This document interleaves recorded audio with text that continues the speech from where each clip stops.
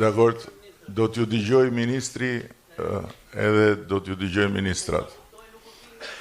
Edhe kam përshtypjen që ti nuk e kupton mirë se si na vinë në informacionet, kështu që mos fillo nga e kundërta. Ne për këtë punë jemi që të marrim informacionet edhe t'i kryqëzojmë informacionet edhe që ti vlerësojmë si duhet informacionet. Kështu që dëgjoj, unë e kuptoj shumë mirë. Unë e kuptoj shumë mirë, por unë e kuptoj shumë mirë, po. Nuk ka lidhje personale, as politikë së vetë. Unë po bëj politikë për veten time. Jo, unë jo, si unë s'po keq kuptohem fare. Unë po bëj politikë. Ti kujton se politika është fjalë e keqe. Politikë po bëjmë patjetër. Po. Me sa kuptoj nuk të vini informacion. Po nga e kupton ti këtë? Po. Nga e kupton ti këtë? Po çfarë? Po çfarë tash unë që s'ke drejti? Ti s'ke folur akoma.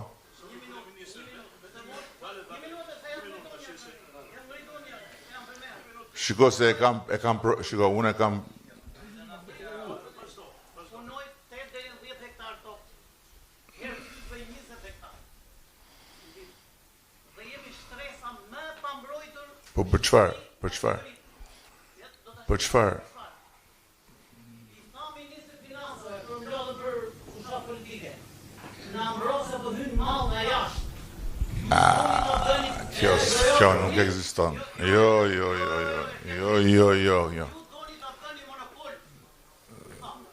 Të lutem, dëgjoj, të lutem. Të lutem, shiko, dëgjoj, ti do e kuptoj, tani, shiko, unë kam një problem, dëgjoj, o miku im, unë kam një problem shumë të madh. Mua njeri nuk më imponohet dot me forcë. Kështu që me zor ti nuk imponohesh mbi të tjerët që ta marrësh fjalën se do ti, që të flasësh se do ti, jo. Edhe herë tjetër, jemi këtu ulu. Jemi këtu për ulu. Ua. Sepse ka radhë dhe ka edukat. Nuk merret fjala me zor. Dakor? Ka një rend, edhe një herë tjetër, ka një rend fjalësh, edhe një herë tjetër, janë 500 veta këtu. Sikur të 500 vetë, edhe një herë, sikur të 500 veta tu të qoheshin në të njëjtën kohë dhe të imponoheshin, siç do të imponohesh ti, këtu bëj një lemeri. Kështu që edhe një herë tjetër, të lutem se po e tepron. Kur të vi radha për të folur, do flasësh, do të dëgjojnë, unë nuk rrit dot për arsyet që thash, jo se duhet hike mos dëgjoj ty, por ajo që the është komplet e pamundur dhe absurde, që ta dish. Nuk ekziston, një sekond, më dëgjoj mua tani, lëri informacionet. Nuk ekziston në një ekonomi të hapur mbyllja e kufive të produkteve se do ti. E kuptove? Edhe një herë tjetër, që ta kuptosh, edhe përpara se sa të marrësh përsipër që të akuzosh pastaj se ky kështu, ky ashtu, mundohu të kuptosh një edhe çfarë thot tjetri. Çfarë të kanë thënë, se ta kanë thënë edhe më parë. Edhe një herë tjetër, nuk ekziston, e kemi ndarë këtë punë, që kur kemi dalë në 90-ën dhe kemi thënë liri demokraci, e kemi ndarë këtë muhabet. Në atë kohën tjetër, po, atje ishte ndryshe. Kufit, edhe një herë tjetër, mos më ndërprit. Kështu si të temun. Sepse, edhe mos më përmend naftën fare, sepse ta tha ministri se sa vëm ne në dispozicion për të kompensuar prodhuesit për naftën. Dhe edhe aty ne duhet korrigjojmë veten, sepse një pjesë e atyre që marrin naftën si prodhues nuk e përdorin për prodhimin. Kështu që harohe mbylljen e kufive. Kufit nuk mbyllen. Dhe nuk ndodh kjo, nuk ekziston kjo. Këto janë gjëra që nuk bëhen në asnjë vend që është vend i hapur, demokratik dhe por më tepër në kushtet e Shqipërisë që është në rrugën për të antarësuar Bashkimin Evropian. Do të dish si bëhet me kufit e hapur, mëso nga më të mirët që janë këtu. Nuk kërkojnë të mbyllin kufit, përkundrazi. Kërkojnë mbështetje për tjera gjëra, po jo të mbyllin kufit. Mbyll kufit që të çesësh ti prodhimin, pastaj të hapim kufit që të vi prodhimi që ti mos konkurohesh. Nuk ekziston kjo. Më vjen shumë keq, miku im. Kështu që e lëm këtë, e lëri këto. Fokusohu tek pse dhe si e bëjnë suksesin bashkëfshatarët e tu që janë këtu, ose në përvendet në zona tjera të Shqipërisë, që as nuk i kanë fare këto halle që ke ti, po që kërkojnë gjëra të tjera për të rritur. Po deshe të mbështetesh dhe të rritesh. Po deshe të hedhësh fajin të ky, të ai, hidhe, nëse kjo të bën të ndihesh më mirë, s'ka problem. Dakor? Edhe një herë tjetër, them që mos ta zgjasim të muhabet. Them unë, se është muhabet kot ky tani. Të mbyllim kufit ne, që të shesësh ti mallin. Kjo nuk ekziston.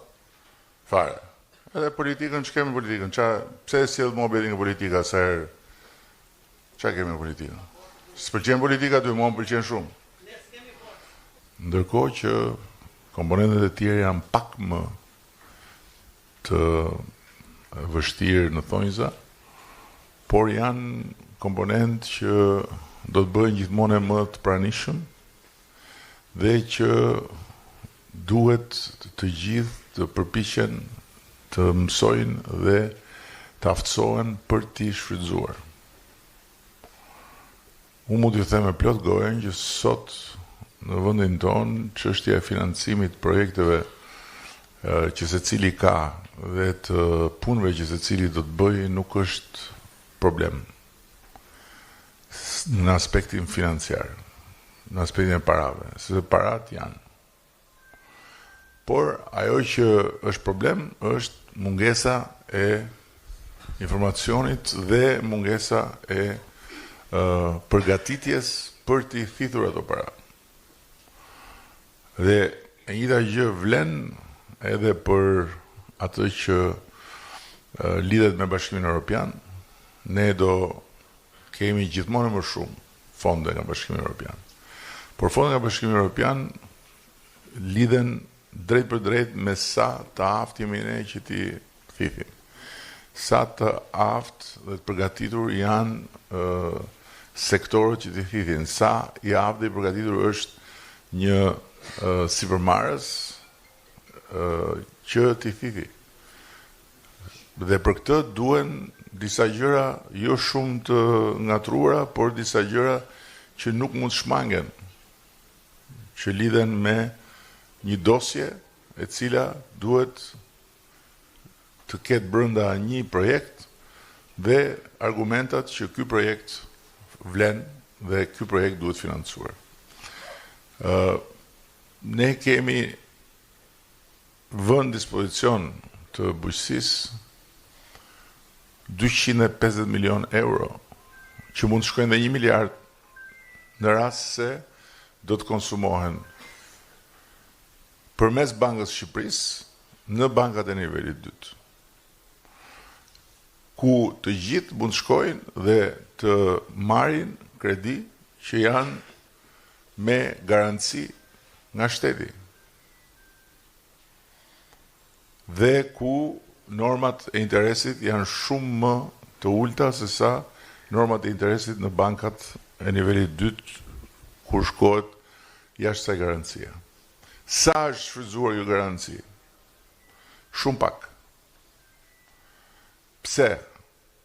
Se ju s'keni nevojë? Jo, se ju keni nevojë, por sepse për ta shfrytzuar këtë garanci duhet një përgatitje. një përgatitje e një dosje për të drejtuar bankës dhe për të thënë ja çfarë kam unë plan të bëj, ja pse kjo që unë do bëj sjell fitim dhe ja të gjitha arsyet pse ju duhet më mbështesni. Në këtë aspekt ka një mangësi që ende ne nuk po e adresojmë dot si duhet, që është pushteti vendor. Nuk di konkretisht Bashkinë e Divjakës, por kryetarët e bashkive dhe bashkitë duhet të jenë shumë më aktive në bashkëpunimin me fermerët, me bujqit për të adresuar këto financime. Nuk duhet ketë asnjë problem. Nuk duhet ketë asnjë problem në rast se duhet një komponent agropërpunimi në një zonë bujqësore. Për financimin. Në rast se duhet një komponent tjetër grumbullimi, s'duhet ketë asnjë problem për financimin. Në rast se duhet një stall tjetër, në rast se duhet një mekanik tjetër, në rast se duhet një logjistik tjetër, s'duhet ketë asnjë problem. Pse? Sepse bashkitë dhe ju mund të krijoni nukle, struktura të përbashkëta, kompani të përbashkëta për të marrë këto financime. Janë aty financimet. Presin. Është shumë e thjeshtë të flasësh nga vendi e thuash prit njerëz se duhet na mbroni. Çfarë do të thonë kjo? Çfarë do të thonë kjo? Unë besoj që shteti ka detyrë të qëndrojë pranë fshatit dhe këtij sektori dhe fermerëve dhe bujqëve më shumë se të tjerëve, për të njëjtën arsye që shteti qëndron pranë edhe në të gjitha vendet e tjera, sepse është një sektor që ka atë brishësinë e vet. Dhe është një sektor që për të funksionuar si duhet të mbështetet. Patjetër nuk diskutohet, nuk e mohon njeri, nuk e diskuton njeri. Por nga ana tjetër, për të rritur dhe për të forcuar dhe për të bërë më të mëdhenj, ju duhet mendoni si të mëdhenj. Çfarë do të thotë kjo? Do të thotë që këtu ka shembuj se nuk jemi më 10 vjet përpara që flistim edhe duke i sikur flistim në erë.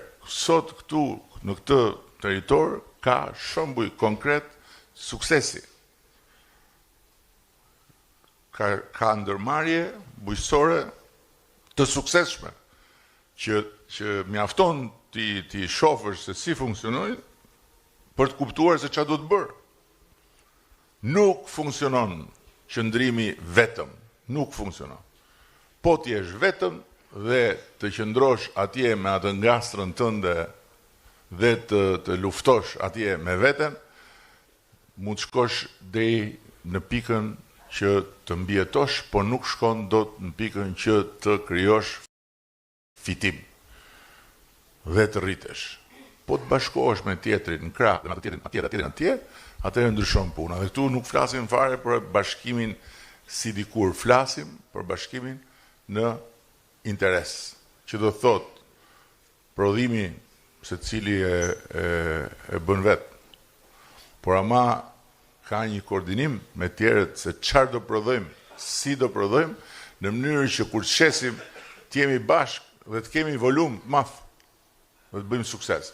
Dhe atë volumin e madh të mund ta grumbullojmë, ta konservojmë për kohën kur duhet ta nxjerrim në treg, ta përpunojmë, mos çojmë më vetëm gjithë to produktet freskëta, ti marrim siç janë nga fusha, ti çojmë në Europë, por një pjesë të tyre ta përpunojmë këtu, të prodhojmë, të nxjerrim në produkte këtu, të krijojmë vlerë të shtuar këtu për tregun vendas, edhe për tregun e huaj. Siç ndodh me vajin e ullirit, duhet ndodhi edhe me të tjerat. Dhe këtu natyrisht që duhen financime dhe financimet janë. Nuk Kemi arritur në pikën që themi o bobo se u ndërtuan shumë pika agropërpunimi, po mbi prodhohet salcë, domatesh shqiptare dhe s'kemi më mundësi që të financojmë fabrika tjerë. Nuk kemi arritur të pikë. Kemi një numër qesharak fabrikash që përpunojnë prodhimet tona bujqësore. Kjo është e papranueshme. Dhe në rast se ata që kanë ambicje për të rritur ekonomikisht më shumë, duan të rriten me shpejtësi, duhet të agropërpunojnë. Shumë e thjeshtë. Jo thjesht të prodhojnë atje dhe të jenë në mëshirën rashiu, s'rashiu, erdhi breshri, s'erdhi breshri, erdhi uji, s'erdhi uji. Historia e planetit ka ndryshuar. Po shikoja dje çfarë ka bërë uji në jugun e Italisë, ishte të mërshme. Rën rrugët, çar kodrat dhe një qytet i tërë atje tani janë mbledhur dhe s'din çfarë i bëjnë se po bie. Kjo është historia e ndryshimeve klimatike etj. etj. Dhe ne nuk bëjmë përjashtim nga kjo. Pavarësisht se ne jemi tipa të çuditshëm, kur e shohim përmbytjen në Itali, e shohim në Greqi, e shohim në Malzi, e shohim në Maqedoni, kudo na duket diçka që e sjell natyra. Kur e shohim këtu na duket diçka që e sjell qeveria. Por nga ana tjetër, nuk ja dalim dot me sukses edhe hapjes me Bashkimin Evropian. Hapja me Bashkimin Evropian kërkon që sot fillojmë përgatitjet për të kuptuar se çfarë ndodh nesër. Dhe ajo që ndodh nesër është kjo. Në rast se nuk plotësohen kriteret e sigurisë ushqimore të Bashkimit Evropian, ndalon shitja këtu. Pra nuk shetet as këtu. Jo më të shkosh atje.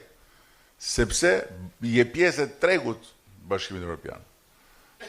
Natyrisht që kjo vjen mbas një periudhe 15 vjeçare, sepse në rast se ne do na duan edhe 5 vjet që përfundimisht jemi brenda në Bashkimin Evropian, në rast se çdo gjë shkon mirë, në 2030-ën, në 2040-ën fillon kjo, po 15 vjet kalojnë shumë shpejt, më pyesni mua. Edhe Dimon. Sa shpejt kalojnë 15 vjet? Ja këtu jemi. Kështu që mua më vjen mirë dhe nuk e diskutoj fare që edhe nga këto digjesa, çfarë kemi ne në dorë si qeveri, në pikpamje të buxhetit, të mbështetjes etj. Edhe për sa i përket infrastrukturës që ka të bëjë me ujitjen, që ka të bëjë me kullimin, sidomos që ka të bëjë me mbrojtjen, ne do ta bëjmë. Dhe do vazhdojmë ta bëjmë duke i rritur financimet. Por për të bërë kapërcim dhe për të bërë shumë më tepër të suksesshëm në gjithë këtë territor dhe në Shqipëri, dhe për ta pasur suksesin shumë më të shpërndar se sa vetëm në një numër të caktuar kompanish, duhet që secili të informohet dhe të bëj gati atë që duhet për të marrë më shumë financim. Dhe më shumë financim nuk vjen nga buxheti. Më shumë financim vjen nga instrumentet e tjera. Vjen nga linja e kredisë e Bankës së Shqipërisë. Enkas për ju është ajo linja atje.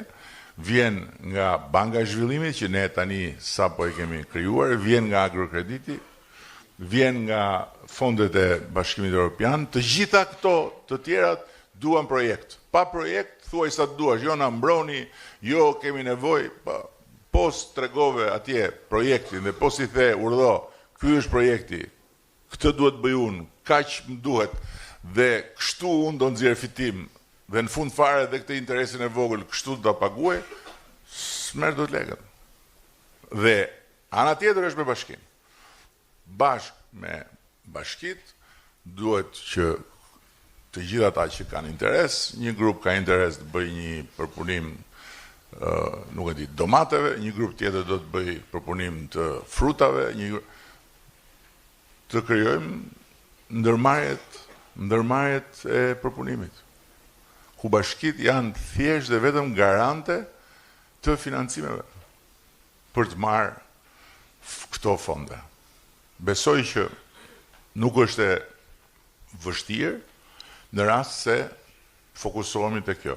Duket e pamundur në rast se presim që çfarë kemi nevojë të na sjelli llokum shteti nga buxheti. Kjo s'mund ndodhi. Dhe përsëris po të mos ishin historitë e suksesit që janë këtu, dhe po të mos kishim sot në Shqipëri një numër jo të vogël, po megjithatë jo të madh për çfarë ato që na duhet kompanisë që e bëjnë këtë gjë, që po ju them unë, atëherë mund të thoshit çfarë po na tregon. Po janë konkrete rastet. Pjesa tjetër duhet mbështetur duke bashkëpunuar më shumë. I kam thënë ministrit që ngritja e ndërmarrjeve të vogla dhe pastaj koha do t'i bëjë edhe të mëdha të agropërpunimit është një domosdoshmëri. Është strategjike dhe duhet bërë tani për të krijuar vlerë të shtuar. Për të mos pasur asnjë problem me shitjen e prodhimit, jo ushit, jo sushit, jo e morën, jo se morën, jo lirë, jo shtrenjtë. Për të qenë zot të çmimit në çdo kohë dhe për të imponuar tregun në çdo situatë. Duke pas edhe prodhimin e freskët, edhe frigoriferin për ta ruajtur për ditën kur bëhet më i shtrenjtë, edhe fabrikën për ta përpunuar në mënyrë që asnjë gram në atij prodhimi të mos shkoj jo dëm, por të mos shkoj pa marrti të gjitha të vlerë që të duhet ose që ti gjykon se meriton për atë mundim që ka bërë. Këto kisha unë. Tani, duke ju kërkuar ndjes që nuk do qëndroj dot, erdha vetëm për t'ju respektuar, sepse kemi takim tjetër me një përfaqësi që vin nga jashtë, s'mund t'i shtynim. Besoj që do keni një takim të frytshëm, sepse ministri do qëndroj, ministri financave do qëndroj, që është edhe deputeti juaj, Arditën e keni këtu, Josivis ka ku shkon, edhe po doj tike, nuk e lini u tike, kështu që